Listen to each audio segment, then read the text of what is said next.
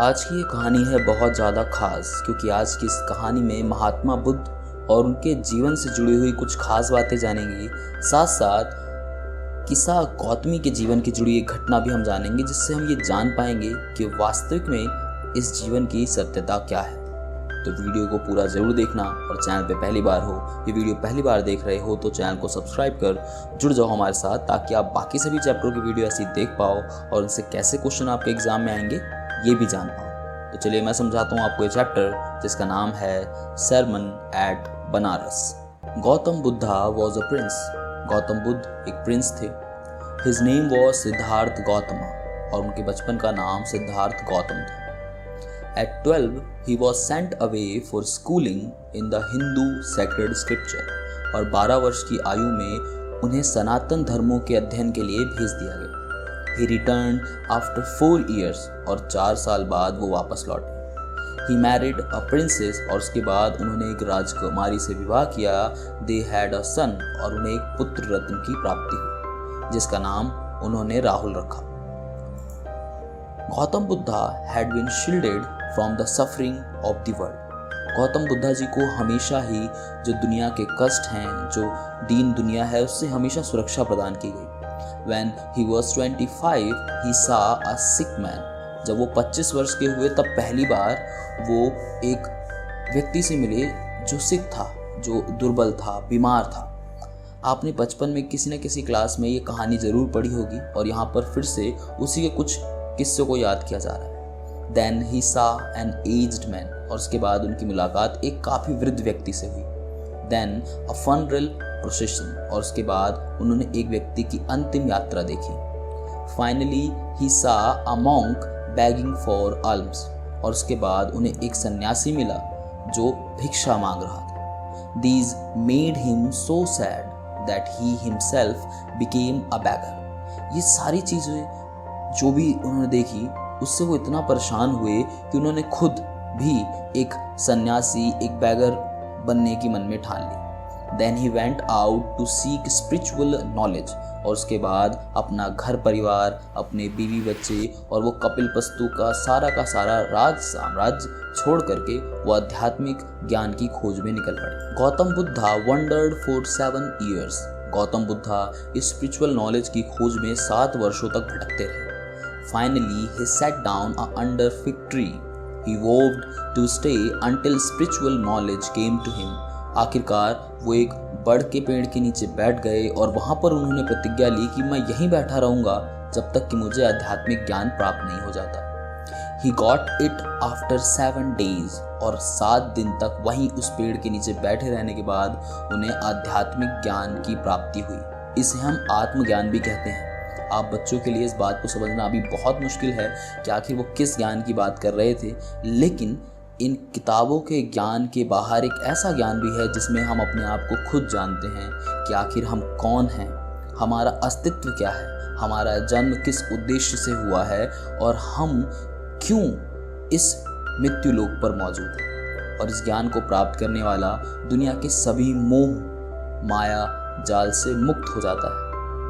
आप बड़े होकर चाहें तो इस सत्य की तलाश कर सकते हैं, जैसे गौतम बुद्ध जी ने की थी और वो इतने महान बने। He named the tree of wisdom और उसके बाद जिस पेड़ के नीचे बैठ के उन्हें ये आध्यात्मिक ज्ञान प्राप्त हुआ, उस पेड़ का नाम उन्होंने ट्री ऑफ विजडम रखा। He began to teach, soon he became known as the Buddha और उसके बाद उन्हें जो ज्ञान प्राप्त हुआ था वो उन्होंने बांटना चालू किया और उसके बाद उनकी नई पहचान बनी और उन्हें बुद्ध के नाम से जाना गया।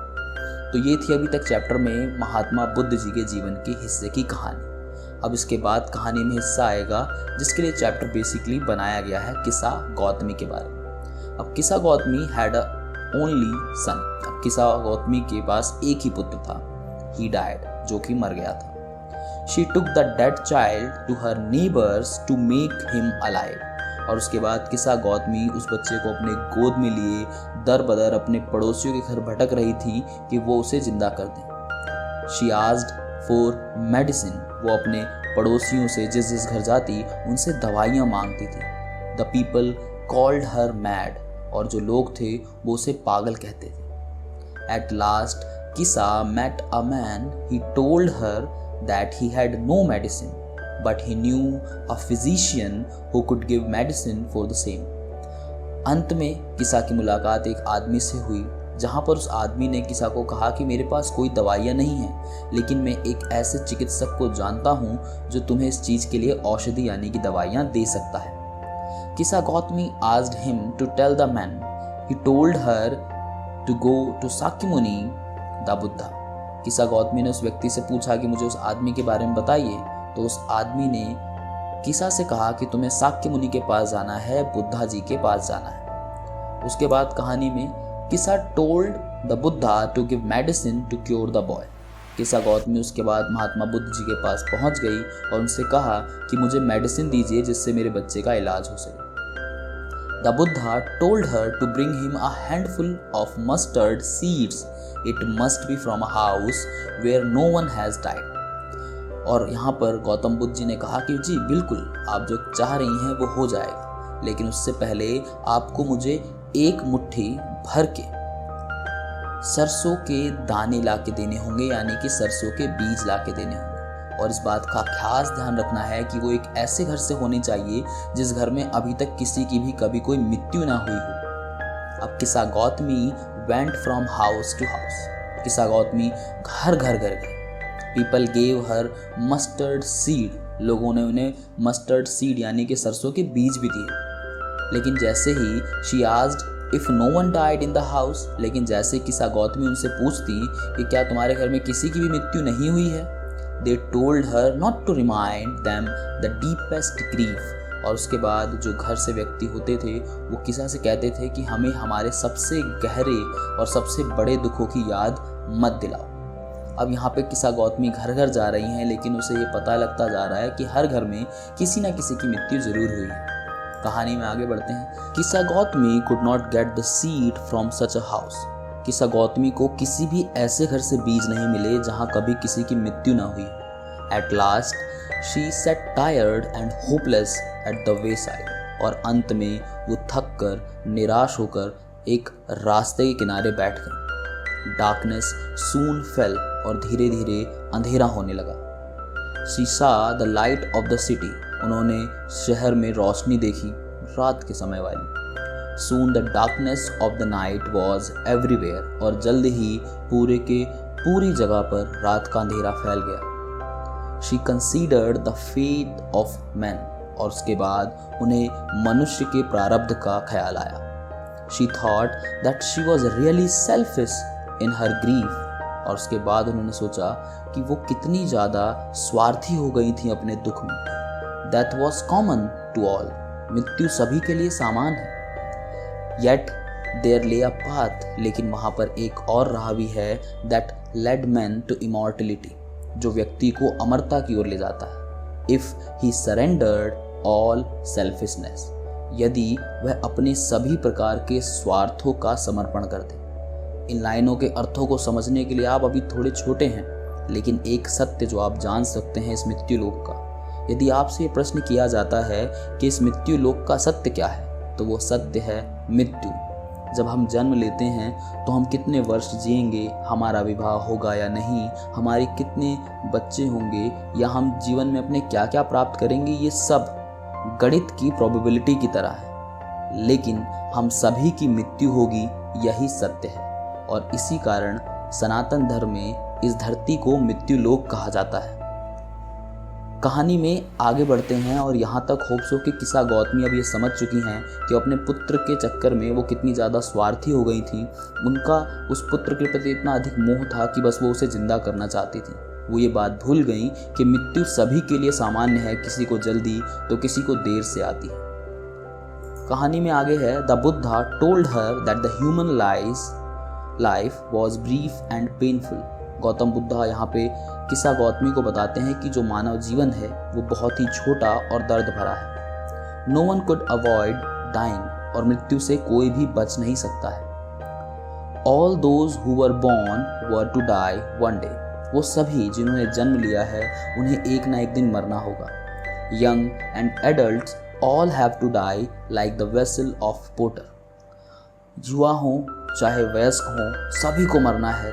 जैसे कि कुम्हार के द्वारा बनाए गए बर्तनों को फूटना हो। They break after being made, वो सभी बर्तन जो एक कुम्हार बनाता है वो सब टूट जाते हैं बनाए जाने के बाद। वैसे ही हमारा जीवन भी बनता है और उसके बाद इसका अंत हो जाता है। ऑल डिपार्ट फ्रॉम लाइफ, सभी को इस जीवन से विदा लेना है। A father can not save his son, एक पिता अपने पुत्र को नहीं बचा सकता। All relatives lament deeply when the dead are taken like an ox for slaughter. सभी जो संबंधी हैं वो बहुत ही ज़्यादा रोते हैं जब किसी मृत्यु वाले शरीर यानी डेड बॉडी को ले जाया जाता है, जैसे एक ऑक्स को, बैल को किसी कसाई के पास ले जाया जा रहा। So the world is affected by suffering due to death and decay. ये पूरी की पूरी दुनिया ही उस मृत्यु और उस नष्ट होने के दर्द से प्रभावित है। The wise do not grieve as they know the truth. लेकिन जो बुद्धिमान हैं वो इसमें दुख नहीं होते क्योंकि वो सच जानते हैं। No one will get peace of mind from weeping or from grieving. किसी भी व्यक्ति को रोने से या वो दुख मनाने से शांति नहीं मिलने वाली। On the contrary, his pain will be greater. बल्कि ऐसा करने से जो उसका दुख है वो और अधिक बढ़ता जाएगा। His body will suffer. उसका शरीर जो है वो इन सब चीज़ों से प्रभावित होगा, वो इसके कष्ट को झेलेगा। The dead are not saved by expressing sorrow. और जिसकी मृत्यु हो गई है आपके दुख प्रकट करने से वो बचेगा नहीं या लौट करके भी नहीं आएगा। He who is of the lamentation and grief shall have peace of mind. और आगे वो कहते हैं कि हमें इस दुख से अपने दिमाग को बाहर निकालना होगा, शांति की तरफ ले जाना होगा। One who has overcome sorrow will be free from sorrow and be blessed. और आगे कहते हैं कि जब कोई भी अपने दुखों से पार पा लेगा तो वो इन दुखों से मुक्त हो जाएगा और वही असली सत्य को जान पाएगा। कहानी बच्चों की उम्र के हिसाब से, आपकी क्लास के हिसाब से काफ़ी अपर लेवल की है, पर फिर भी जो आप आसानी से समझ सकते हैं इस कहानी से वो बहुत ही सामान्य सी बात ये है कि मृत्यु एक सत्य है। इससे ना तो कोई भाग सकता है और ना ही कोई बच सकता है। कारण कुछ भी हो, मृत्यु आनी है और वो आएगी, और यही इस कहानी का भी मेन मोटिव है। तो यहाँ पे गौतम बुद्ध के बारे में हमने बहुत सारी बेसिक चीज़ें जानी और साथ साथ किस्सा गौतमी का पूरा सीक्वेंस क्या है ये भी आपने जाना। जो क्वेश्चन भी बनते हैं वो यही हैं कि किस्सा गौतमी का क्या बच्चा ठीक हुआ, क्या किस्सा गौतमी को सीड्स मिले, या गौतम बुद्धा ने किस्सा गौतमी के बच्चे को जिंदा करने के लिए क्या कहा था। तो बहुत बेसिक सी चीज़ें हैं, आसानी से आप याद रख सकते हैं। उम्मीद करता हूँ कि ये कहानी आपको अच्छे से समझ में आई होगी और इस कहानी का मैसेज भी आप जीवन भर अपने आप संभाल के ज़रूर रखेंगे। और इस वीडियो को कर देना शेयर अपने क्लासमेट और दोस्तों के साथ, क्योंकि ज्ञान बांटने से बढ़ता है। मैं मिलूंगा बहुत जल्द अगली वीडियो में, तब तक के लिए नमस्कार।